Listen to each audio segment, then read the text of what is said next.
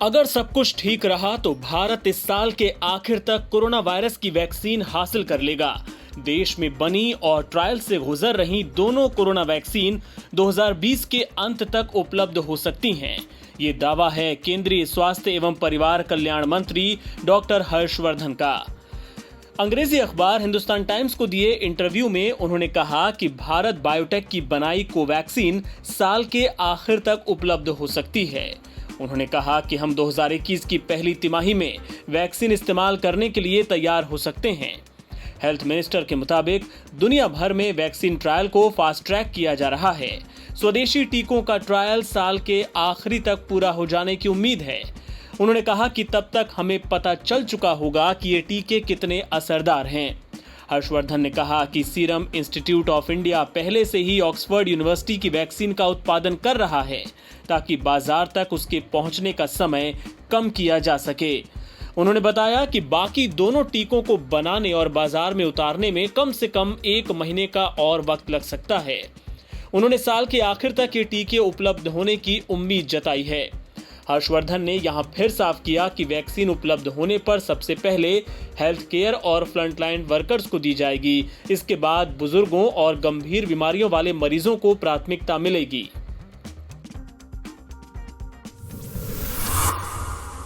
दिल्ली के मुख्यमंत्री अरविंद केजरीवाल ने कोविड-19 संक्रमण के कारण अपनी जान गंवाने वाले सफाई कर्मी राजू के परिवार से शुक्रवार को मुलाकात की और उन्हें सहायता राशि के रूप में 1 करोड़ रुपए का चेक सौंपा।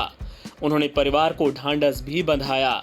बाद में पत्रकारों से बातचीत में मुख्यमंत्री ने कहा कि हमें ऐसे कोरोना योद्धाओं पर गर्व है जो दिल्ली के नागरिकों की सुरक्षा के लिए अपने प्राणों की आहुति दे रहे हैं।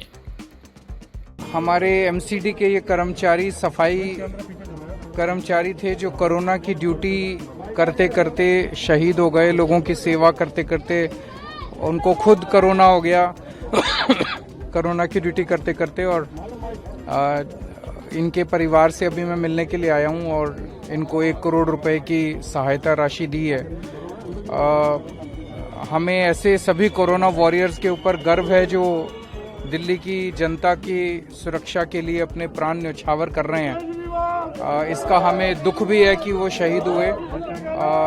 उसका तो कुछ नहीं कर सकते, लेकिन उनके परिवार को जो भी और बन पड़ेगा हम उनकी पूरी मदद करें।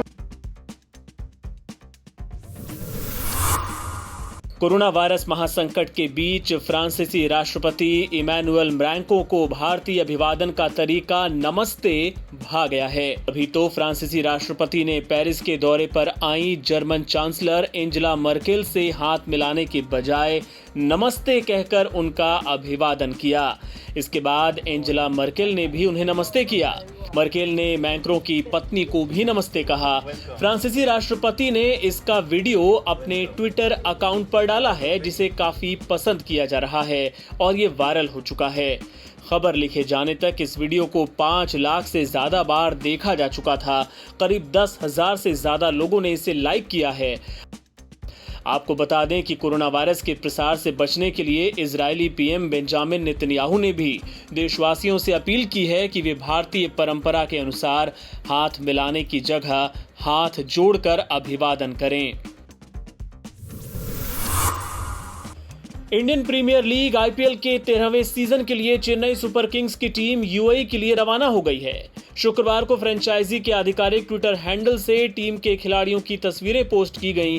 इन तस्वीरों में कप्तान महेंद्र सिंह धोनी, उप कप्तान सुरेश रैना, रविंद्र जडेजा और गेंदबाजी कोच लक्ष्मीपति बालाजी नजर आ रहे हैं।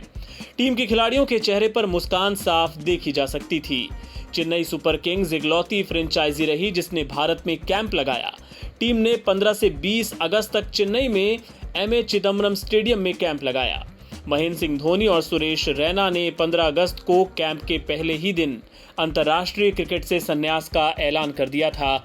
इन दोनों खिलाड़ियों पर इस आईपीएल के दौरान खास निगाहें होंगी।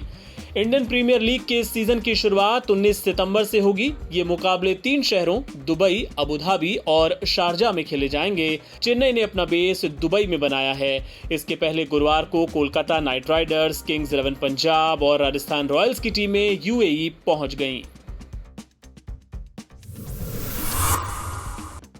जम्मू रिंग रोड का पहला फेज पूरा होने के बाद शुक्रवार को उसे आम लोगों को समर्पित कर दिया गया। अखनूर से भलवाल तक तैयार रिंग रोड के पहले चरण का उद्घाटन प्रधानमंत्री कार्यालय में राज्य मंत्री डॉक्टर जितेंद्र सिंह और प्रदेश के उपराज्यपाल मनोज सिन्हा ने किया। इस दौरान अपने भाषण में सिन्हा ने अटल बिहारी वाजपेयी को याद किया और अमेरिका का उदाहरण देते हुए बताया कि सड़कें देश के विकास के लिए कितनी जरूरी हैं। अमेरिका में एक राष्ट्रपति थे, उन्होंने कभी एक बात कही कि अमेरिका धनी है इसलिए वहाँ की सड़कें अच्छी नहीं हैं, अमेरिका संपन्न है इसलिए सड़कें अच्छी नहीं हैं, बल्कि वहाँ की सड़कें अच्छी हैं इसलिए अमेरिका संपन्न है। हमारे देश की एक दिक्कत थी, राष्ट्रीय राजमार्गों पर, ग्रामीण सड़कों पर लंबे समय तक आजादी के बाद इसमें ध्यान नहीं दिया गया। लेकिन एक नए युग की शुरुआत हुई जब श्रद्धेय अटल बिहारी वाजपेयी इस देश के प्रधानमंत्री बने, तो कनेक्टिविटी जो मैं समझता हूं कि विकास की अनिवार्य और अपरिहार्य शर्त है, उस पर विशेष रूप से ध्यान दिया। और आज मैं कह सकता हूं कि उसको और अधिक गति देने का काम देश के वर्तमान प्रधानमंत्री श्रीमान नरेंद्र मोदी जी ने किया है।